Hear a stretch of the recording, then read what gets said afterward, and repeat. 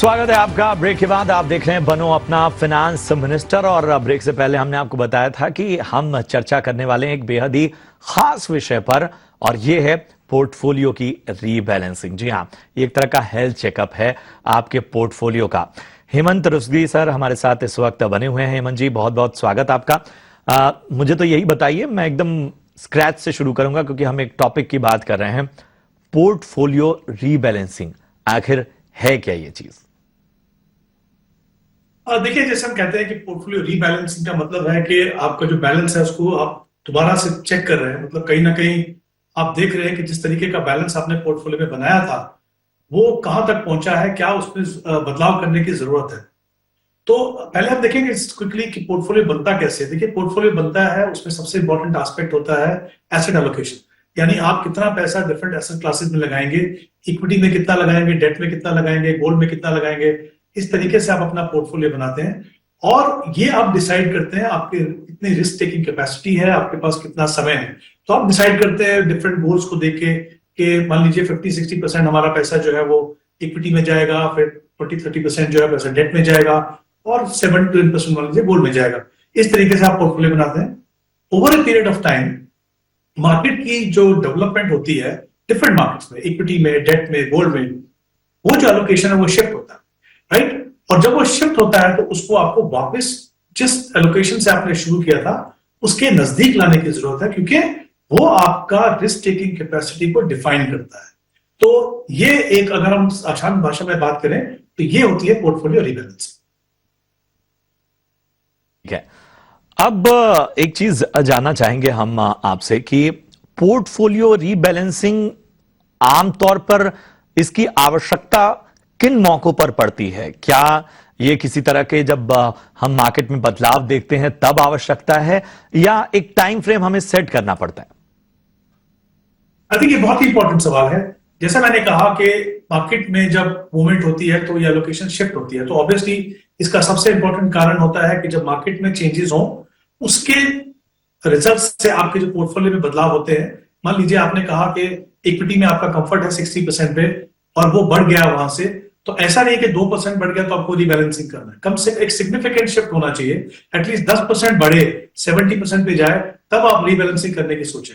वहां पे भी आपको एक चीज देखनी है कि अगर आप मान लीजिए अपने बच्चों के एजुकेशन के लिए इन्वेस्ट कर रहे हैं, अपने रिटायरमेंट के लिए इन्वेस्ट कर रहे हैं और आपके पास अभी भी 10-15 साल का समय है, तो जरूरी नहीं है कि आपको हर लेवल पे उसको रीबैलेंस करना पड़े। आप पोर्टफोलियो को, जैसे हम कहते हैं ना, राइट डाउन करने दें ताकि उसका over a period of time accumulation का आपको फायदा हो। तो एक तो कारण होता है अगर आपके पोर्टफोलियो में मार्केट की वजह से शिफ्ट हो। दूसरा होता है कि अगर आप मान लीजिए आपने गोल किया बच्चों के एजुकेशन के लिए, मान लीजिए 10 साल का समय था, अब आपके 8 साल 8.5 साल पूरे हो चुके हैं, अब आपको पता है कि 1.5 साल के बाद आपको पैसे की जरूरत पड़ेगी। आप नहीं चाहते हैं इतने इंपॉर्टेंट गोल के लिए जो आपने गेन्स बनाया उस पर आप रिस्क लें। वो समय होता है 12 से 18 महीने का, जहां पे आप पोर्टफोलियो को रीबैलेंस करना शुरू करते हैं ताकि जो गेन्स आपने बनाए हैं उसको आप प्रोटेक्ट करें। इसका मतलब अगर आपका जो एक्सपोजर इक्विटी में है वो धीरे धीरे कम करेंगे। और वहां पे भी एक इंपॉर्टेंट चीज देखेंगे, आप बच्चे के एजुकेशन के लिए पैसा 3-4 साल में चाहिए तो पूरा पैसा रीबैलेंस नहीं करेंगे, पहले 1-2 साल में जो चाहिए उसको रीबैलेंस करेंगे। तो ये दूसरा मौका होता है जब आपको रीबैलेंस करने की जरूरत है। तीसरा, rebalancing with in equity asset class भी होता है। फॉर एग्जाम्पल, हम जानते हैं कि इक्विटी के सेगमेंट्स है, large cap, mid cap, small cap, वहां पे भी आपका कंफर्ट लेवल है, वो भी शिफ्ट होता है क्योंकि डिफरेंट सेगमेंट डिफरेंट तरीके से परफॉर्म कर रहे हैं, राइट। उसको भी आपको वापस लाना पड़ता है। और अगर हम डेट फंड की भी बात करें, जैसे इंटरेस्ट रेट मूवमेंट के हिसाब से जो चेंजेस होते हैं उसके हिसाब से आपका पोर्टफोलियो रीबैलेंस करना, उसको समझते हैं। जब इंटरेस्ट रेट हाई हो तो आपके पास ऐसे टारगेट मेच्योरिटी फंड जैसे ऑप्शन है जहां पे आप 3-4 साल के लिए पैसा लॉक करके आप हायर यील्ड पे पैसा लॉक कर सकते हो। तो पैसा फिर आप दूसरे फंड से यहां मूव करेंगे। जब इंटरेस्ट रेट नीचे जाते हैं तब जो लॉन्गर ड्यूरेशन के फंड है, डायनेमिक फंड है, वो अच्छा परफॉर्म करते हैं। तो विद इन एसेट क्लास भी आपको रीबैलेंस करने की जरूरत है। तो जो रीबैलेंसिंग है वो विद इन एसेट क्लास भी होगी, उसके दो हमने सिचुएशन बताई बड़ी, और विद इन एसेट क्लास भी आपको समय समय पे पोर्टफोलियो की रीबैलेंसिंग करनी है। सबसे बड़ा फायदा रीबैलेंसिंग का यह है कि आप एब्रप्टली अपनी एसेट एलोकेशन को चेंज नहीं करते हो, आप इक्विटी से नहीं निकलते हो, आप डेट से नहीं निकलते हो। इसका मतलब क्या है, आप सिर्फ कम या ज्यादा कर रहे हो, यानी आप हर एसेट क्लास में बने रहोगे।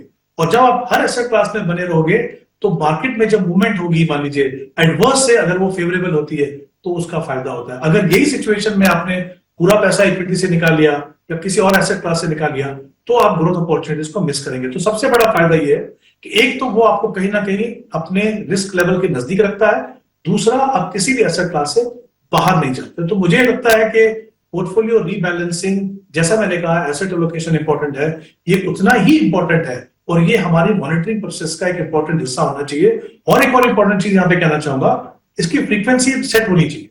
ऐसा नहीं कि आप 3 महीने 6 महीने कर रहे हो, उसको अगर साल में एक बार करेंगे तो क्या होगा, आपके रिटर्न भी टैक्स एफिशिएंट होंगे, आपको पता है एग्जैक्टली साल के किस समय पे मुझे देखना है, आपको टेम्पटेशन नहीं होगी कि हर मार्केट मूवमेंट पे आप अपने पोर्टफोलियो को रीबैलेंस करें। तो ये कुछ चीजों का ध्यान रखिए, बट जैसा मैंने कहा पोर्टफोलियो रीबैलेंसिंग आपके पोर्टफोलियो मैनेजमेंट का, आपकी मॉनिटरिंग प्रोसेस का बहुत ही इंपॉर्टेंट हिस्सा है। तो हेमंत सर, आपने तमाम बातों को इस पूरे सवाल में कवर किया, लेकिन अगर हम एक खास पहलू को समझना चाहें, उस फॉर्मूले को समझना चाहें जिसके जरिए पोर्टफोलियो रीबैलेंसिंग होती है, हालांकि आपने डेट के बारे में बताया, इक्विटी की बात करें, डेट की भी बात कर लें, तो क्या वो फॉर्मूला है जिसके तहत हम स्मॉल, मिड और लार्ज कैप में अपना ये जो एलोकेशन है या अपना जो निवेश है उसे घटा बढ़ा सकते हैं? इसमें यहाँ पे कुछ थंब रूल हो सकते हैं, बट मेरा हमेशा ये मानना है कि थंब रूल आपकी पर्सनल सिचुएशन को नहीं देखते, आपकी रिस्क प्रोफाइल को नहीं देखते। तो मान लीजिए हम एसेट एलोकेशन की अगर हम बात करते हैं, तो हम कह सकते हैं कि अगर आप एक आम निवेशक हैं, लॉन्गर टर्म में इन्वेस्ट कर रहे हैं, तो जैसे मैंने स्टार्टिंग में कहा कि आपका कंफर्ट होना चाहिए, 60% इक्विटी रखा आपने, 30% डेट में रखा और कुछ पैसा जो है बाकी आपने गोल्ड में रखा। मान लीजिए इस तरह से आपने पोर्टफोलियो बनाया, तो कहीं ना कहीं वो आपके कंफर्ट लेवल को डिफाइन करता है। उसमें अगर शिफ्ट होता है बहुत ज्यादा, तब आप करते हैं। विद इन इक्विटी की अगर हम बात करें, जैसे हमने कहा डिफरेंट सेगमेंट में जो एक्सपोजर है, वहां पे भी अमूमन जो है आपका पोर्टफोलियो, अगर आप बहुत एक्टिवली अपने पोर्टफोलियो को मैनेज नहीं करते हैं, तो आपके पोर्टफोलियो में थोड़ा बायस होना चाहिए लार्ज कैप के लिए। तो मान लीजिए 50-55% आपने लार्ज कैप में रखा और फिर 30-35% आपने मिड कैप में रखा और बाकी आपने स्मॉल कैप में रखा। उसमें अगर सिग्निफिकेंट शिफ्ट होता है, तब फिर आपको बदलाव करने की जरूरत है। तो जैसे मैंने कहा, ये थंब रूल हो सकता है। थंब रूल हर इन्वेस्टर्स के लिए सुटेबल नहीं होगा।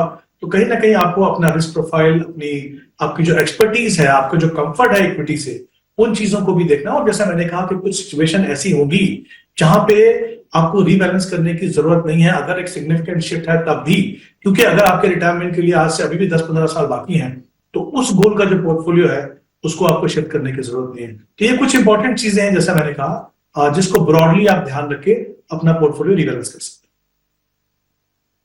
हैं। और तमाम बातें बड़ी स्पष्ट तौर पर हेमंत सर ने आपके सामने रखी, और पोर्टफोलियो रीबैलेंसिंग क्यों आवश्यक है, इसके फायदे क्या हैं, इसका फॉर्मूला क्या है, ये सब आपके सामने बहुत स्पष्ट और आसान भाषा में रख दिया।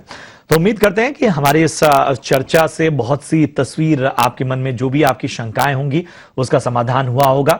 बहुत बहुत शुक्रिया करेंगे हेमंत सर हमसे जुड़ने के लिए और इस खास चर्चा के लिए। फिलहाल बनो अपना फाइनेंस मिनिस्टर में हमें दीजिए इजाजत, लेकिन आप देखते रहिए ईटी नाउ स्वदेश। नमस्कार।